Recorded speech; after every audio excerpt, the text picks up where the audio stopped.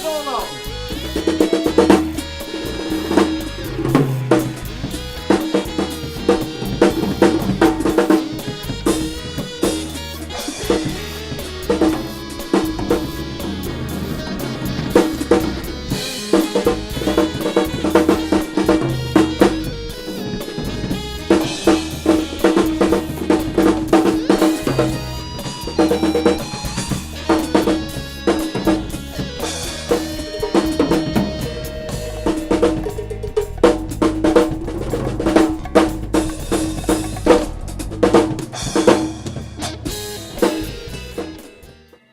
Yeah, how do you do that kind of stuff?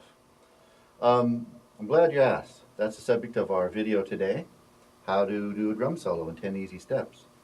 I've had a lot of students ask me, how do you do solos that aren't just overwhelmingly technique based, but they actually have some musicality and originality in them. So I put together a little package called 10 Easy Steps to a Great Solo, and I'm going to be reading from you these 10 simple little one sentence parts of the formula. If you like a copy, you can email me at avery123@comcast.net. And it's very simple. Basically, I start from the most important things of establishing the feel and the groove, and the subdivisions, and I go on into more details. So as you add steps 1 through 10, your solo will be more and more refined and more details. The very first step, and the most important, is determining what kind of subdivisions you're going to use. You're basically looking for, ask yourself the question, am I basically dealing with 2s or 3s? Not so hard, anyone can do it. Most of the jazz, blues, shuffle kind of things are based on 3s. Most of your straight ahead rock, pop, funk is based on 2s, or twice that much, 4s. So I'm going to actually test you, yes, you, the audience. And I got put together a little CD of some different songs. Let's see what we got here. First you get your quarter notes. So what's this based on?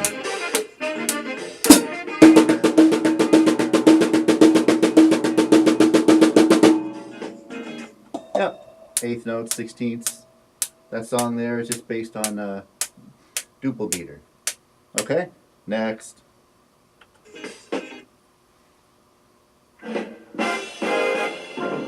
Buddy Rich. First you find your quarter notes.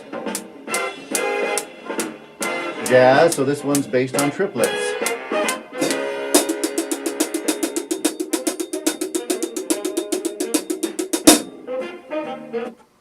Now don't worry.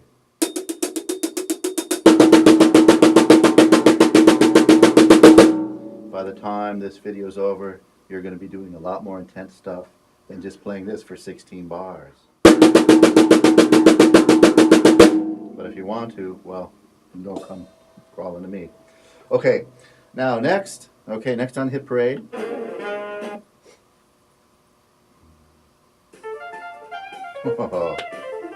Sometimes even finding the quarter notes is a challenge. This is our good friend Chick Corea. Where are those quarter notes? Oh, I think no, got away.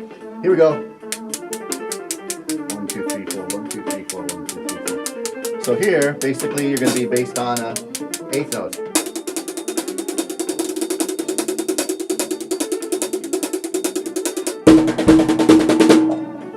And so forth. Let's do our last one.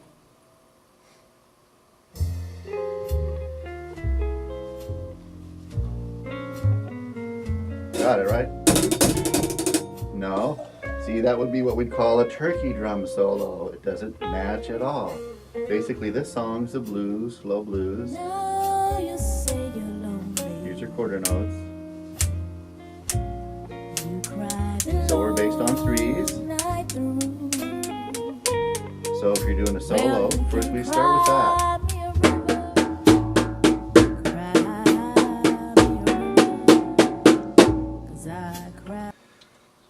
I'll read step number 1.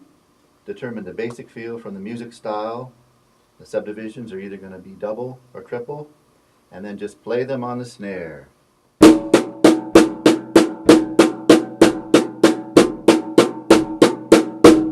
Okay.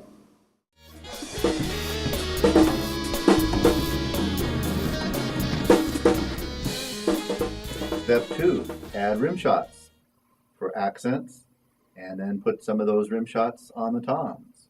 So instead of this, add rim shots, accents, whenever you want. I'm just going to be getting my hi-hat going on quarter notes to keep the time frame.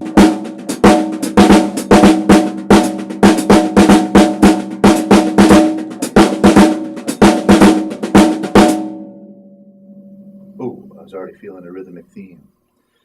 So now let's start putting some of those accents on the toms. Again, we're just doing straight 16th notes, building the solo, so nothing too earth-shattering yet, but making some of those 16th notes accented with rim shots.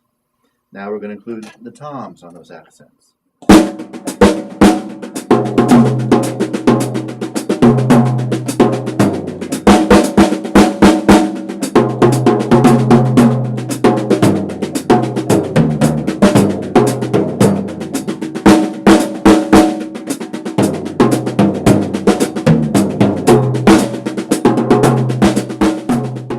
Step number 3, we want to start adding some rests to those. So, in other words, don't play every note. Add a 16th note rest if you're playing all 16th notes here and there.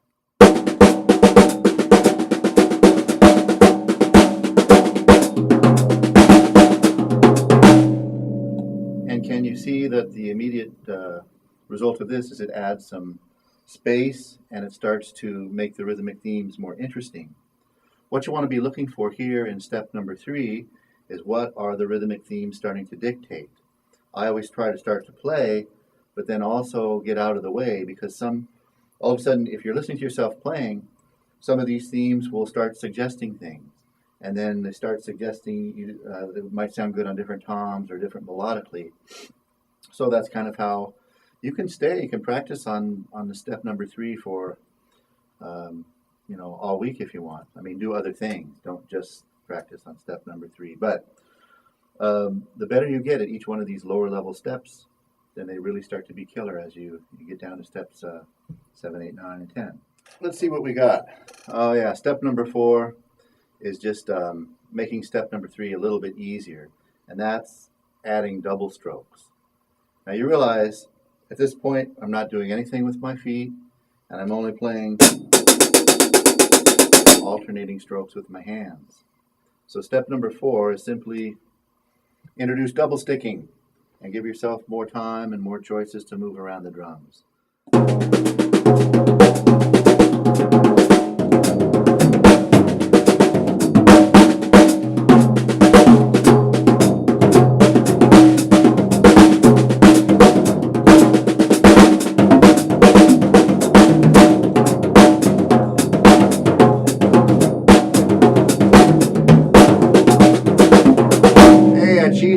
Okay, I did like 4 on a hand, so sue me. But anyway, but I don't know if that would be included in step number 4. Okay, oh, cut the tape. We got all these legal problems. So anyway, so you can introduce double sticking. Okay, now we start to introduce the feet. Step number 5, I find is a real, it's a qualitative difference once students start incorporating this step into their solos. Step number 5 is just basically add the bass drum, but not like this.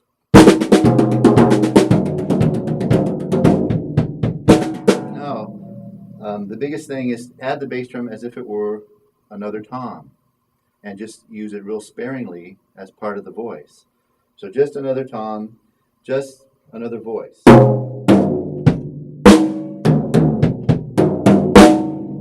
And then we construct a nice solo with step number 5.